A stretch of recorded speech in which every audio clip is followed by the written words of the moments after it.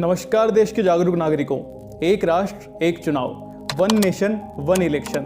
दोस्तों ये है क्या और क्या इसके फायदे होने वाले हैं और इसको लागू करने में क्या कानूनी समस्याएं आने वाली है।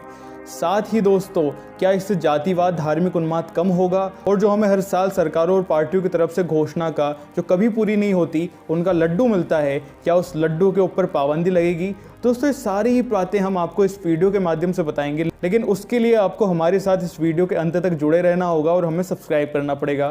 तो आइए दोस्तों हम आपको सबसे पहले बताते हैं कि ये वन नेशन वन इलेक्शन की थ्योरी है क्या। दोस्तों अभी तक हमारे देश में 3 स्तर पर चुनाव होते हैं, सेंटर, स्टेट और लोकल बॉडीज के चुनाव। दोस्तों सेंटर में president, vice president, Lok Sabha, Rajya Sabha के चुनाव होते हैं और स्टेट में विधानसभा, विधान परिषद के चुनाव होते हैं और साथ ही जो लोकल बॉडीज है उनमें चुनाव होते हैं दोस्तों म्युनिसिपैलिटी और जो पंचायत समिति के चुनाव हैं वो। और दोस्तों इन सारी चुनावों को कराने के लिए जो बॉडीज काम करती है वो 2 बॉडीज हैं दोस्तों, एक है हमारी इलेक्शन कमीशन और एक है हमारी स्टेट इलेक्शन कमीशन। तो दोस्तों जो हमारी थ्योरी की पहली बात है वो यही है कि जो इलेक्शन बॉडीज काम कर रही है उनको एकजुट होकर काम करना चाहिए। मतलब कि जो स्टेट इलेक्शन कमीशन है और जो इलेक्शन कमीशन है अगर वो एक साथ काम करे तो हमें बहुत ज़्यादा फायदा हो सकता है, क्योंकि इलेक्शन कमीशन जो है दोस्तों सेंटर में लोकसभा राज्यसभा के इलेक्शंस करवाती है और साथ ही जो राज्यों की विधानसभा के चुनाव है वो करवाती है, और स्टेट इलेक्शन कमीशन जो है दोस्तों जो लोकल बॉडीज के इलेक्शन है राज्यों के वो करवाती है। अब इन दोनों के लिए जो मतदाता सूची बनती है, इलेक्शन करवाए जाते हैं वो अलग अलग है दोस्तों। मतलब कि इनकी मतदाता सूची को ये लोग इस्तेमाल नहीं करते और इनकी मतदाता सूची को ये लोग इस्तेमाल नहीं करते। लेकिन दोस्तों ये तो बात हुई इलेक्शन बॉडीज के एक साथ काम करने की, लेकिन हमारी थ्योरी ये भी कहती है दोस्तों कि आप इलेक्शंस भी एक साथ कंडक्ट करवाइए। और वो कैसे करवाएं, उसके 2 उपाय हैं दोस्तों। या तो आप लोकसभा, विधानसभा और लोकल बॉडीज के इलेक्शंस को एक साथ करवा लीजिए, या फिर आप लोकसभा और विधानसभा के इलेक्शंस को एक साथ करवाइए। और दोस्तों यही जो है वन नेशन वन इलेक्शन की थ्योरी बात करती है। लेकिन दोस्तों जब ये सारी चीजें हो जाएगी एक साथ तो बहुत सारे फायदे भी होंगे, लेकिन वो फायदे है क्या सर ये तो बताइए। तो आइए हम आपको जल्दी से वो फायदे बताते हैं। दोस्तों सबसे पहला फायदे होने वाला है गवर्नेंस का फायदा। दोस्तों चुनाव आयोग की एक 2017 की रिपोर्ट के अनुसार पिछले 30 सालों में एक भी साल ऐसा नहीं गया कि जब हमारे देश में इलेक्शंस नहीं करवाए गए हों। मतलब कि हमारी सरकारें हर साल इलेक्शन मोड में ही रहती हैं, और जब वो हर साल इलेक्शन मोड में रहेगी दोस्तों तो जो पॉलिसी उन्होंने बनाई है उसके ऊपर काम कब करेगी। मतलब कि पहली बात तो यह है दोस्तों कि हमारी सरकारें इलेक्शन मोड में रहती है तो इसमें फायदा होने वाला है। साथ ही जो पॉलिसीज बनाई है वो लागू होगी और अच्छी अच्छी पॉलिसी हमें देखने को मिलेगी। और साथ ही दोस्तों जो पॉलिसीज बना दी जाती है घोषणाओं के लिए, जो लड्डू बना दिए जाते हैं जो कभी पूरे नहीं होते पार्टियों के द्वारा, उनके ऊपर भी कहीं ना कहीं शिकंजा लगेगा। क्यों? क्योंकि जब उन्हें एक ही बार वो चीज़ करनी पड़ेगी और अगले 5 सालों में उसका परिणाम देना पड़ेगा तो वो कहीं ना कहीं अच्छी अच्छी घोषणाएं करेंगे और उन्हीं को अमल में लाएंगे। लेकिन दोस्तों सबसे बड़ा जो गवर्नेंस का फायदा होने वाला है वो है दोस्तों कि इलेक्शन कमीशन के ऊपर जो स्टाफ का और जो मेंबर्स का जो भार पड़ता है उसमें कटौती आएगी। अगर दोस्तों हम इलेक्शन कमीशन की एक रिपोर्ट की बात माने तो हर इलेक्शन में जो है 9 से 10 लाख चुनाव आयोग के द्वारा पोल स्टेशन बनाए जाते हैं और उनके ऊपर 1 करोड़ से ज़्यादा कर्मचारी कार्य करते होते हैं। वो सिक्योरिटी गार्ड्स हो सकते हैं या फिर इलेक्शंस करवाने वाले हो सकते हैं।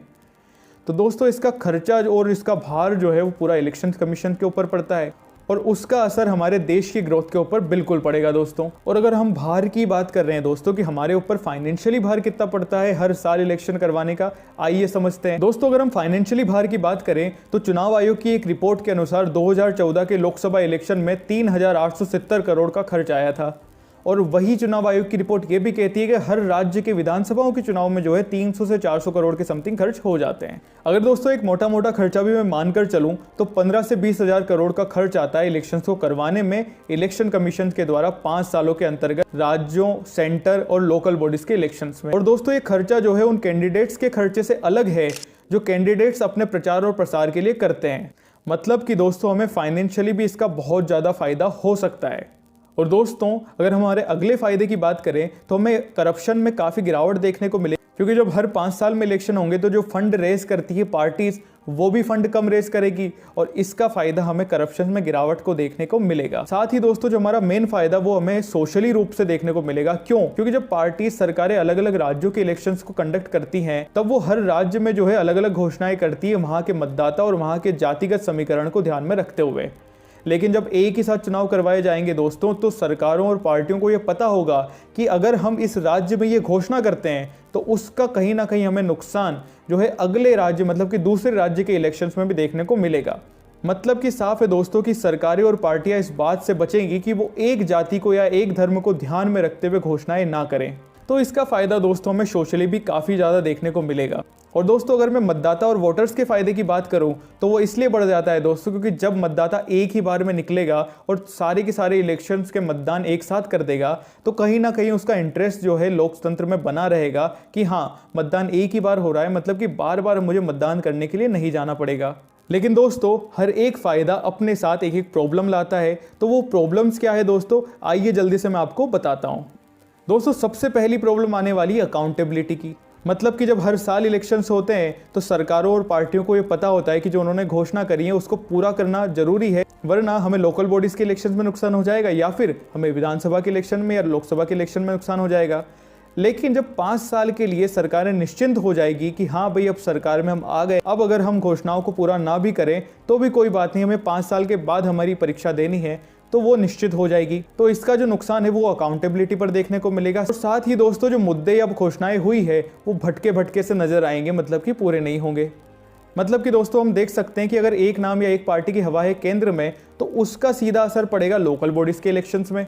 दोस्तों जो इसमें दूसरा नुकसान हमें हो सकता है वो है फेडरलिज्म का नुकसान। मतलब कि अगर नरेंद्र मोदी जी के नाम की हवा है तो उसका फायदा लोकसभा में भी होगा, विधानसभा में भी होगा और लोकल बॉडीज के इलेक्शंस में भी होगा। और इसी सारी हवा के चक्कर में जो है क्षेत्रीय पार्टियां उड़ जाएगी और साथ ही साथ जो है दोस्तों फेडरलिज्म को भी नुकसान हो सकता है। मतलब कि क्षेत्रीय पार्टियों को यहाँ भी नुकसान हो सकता है। और दोस्तों मैं बात करूं कि इसमें प्रॉब्लम्स क्या आ सकती है, तो सबसे पहली प्रॉब्लम आएगी कॉन्स्टिट्यूशनली अमेंडमेंट्स की प्रॉब्लम। मतलब कि अगर इसको हम लागू करते हैं तो इसमें कॉन्स्टिट्यूशनली अमेंडमेंट हमें बहुत सारे करने पड़ेंगे, वो हम आपको अगले कुछ मिनटों में बताने वाले हैं। लेकिन उसके पहले हम एक और प्रॉब्लम देख लेते हैं, वो है ईवीएम या फिर स्टाफ की प्रॉब्लम।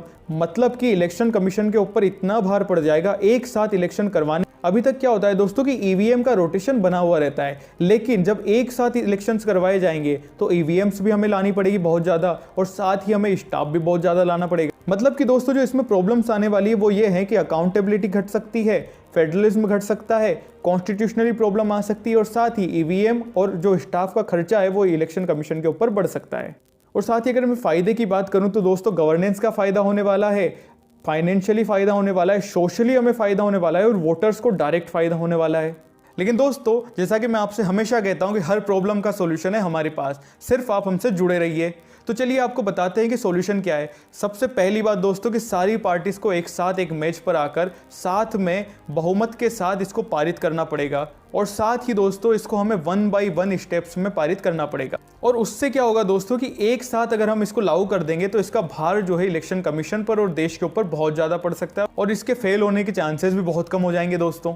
तो आइए सबसे पहले मैं आपको इससे स्टेप वाइज कैसे लागू करना है वो बताता हूं। तो दोस्तों अगर मैं स्टेप 1 की बात करूं तो दोस्तों जैसा कि आपको पता है कि 2024 में जो है लोकसभा के इलेक्शंस होने हैं और उसके 6 महीने पहले राजस्थान, मध्य प्रदेश, छत्तीसगढ़ जैसे राज्यों के इलेक्शंस होने हैं और साथ ही लोकसभा के 6 महीने बाद भी कुछ इलेक्शंस होने हैं।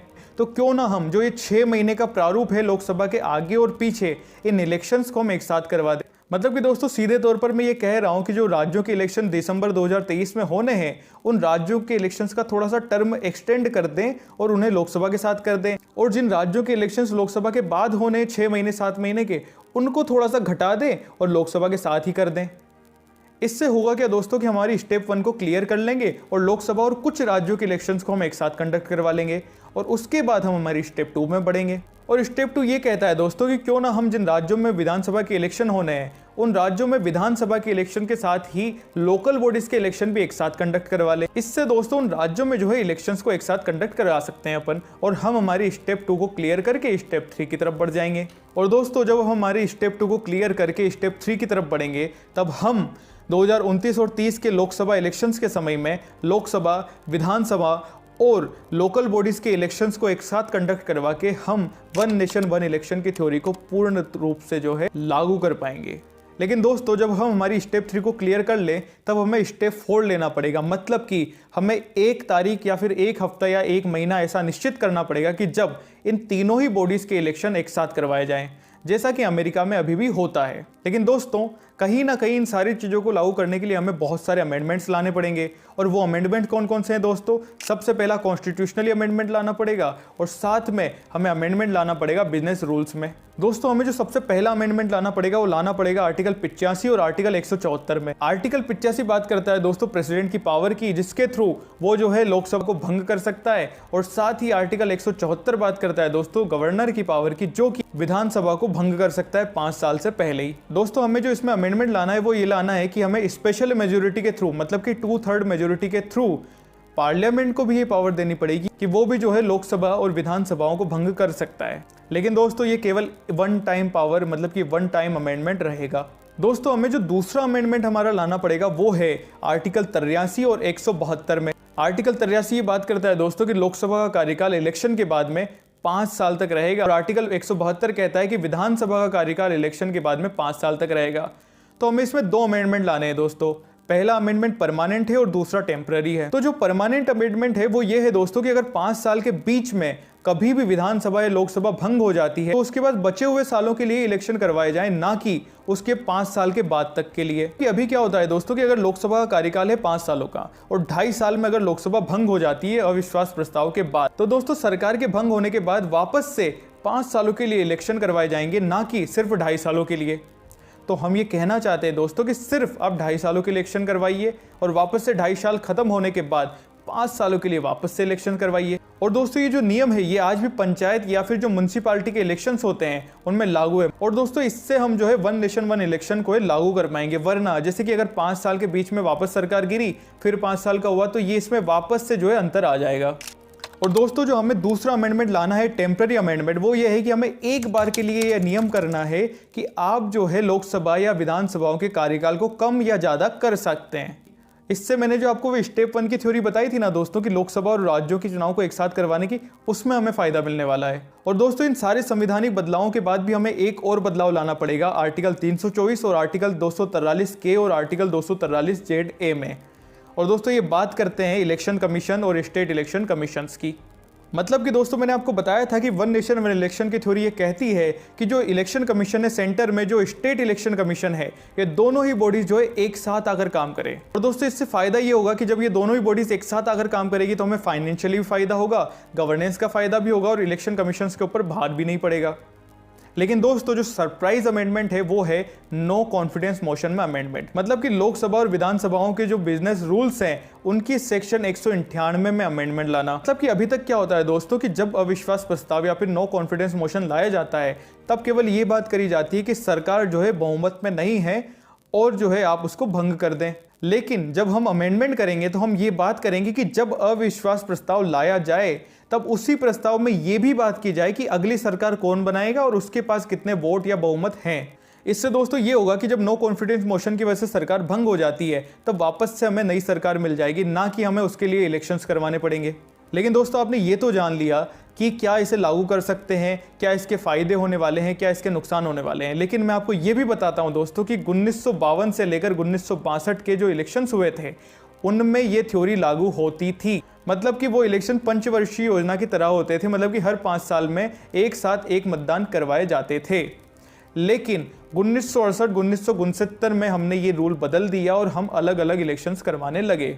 लेकिन दोस्तों आपको क्या लगता है, क्या वन नेशन वन इलेक्शन की थ्योरी का हमको फ़ायदा होगा या फिर सरकार इसको लेकर आएगी या नहीं लेकर आएगी? आप सब ये चीज़ें जो है हमें कमेंट के माध्यम से बताइए। और साथ ही दोस्तों आप हमें जो है आपका प्यार देते रहिए, हम आपको जो है अपना प्यार देते रहेंगे। ट्रेंडिंग टॉपिक्स के ऊपर लीगल व्यूज़ क्या कहते हैं ये आपको बता। इसी के साथ दोस्तों जय हिंद, जय भारत, वंदे मातरम।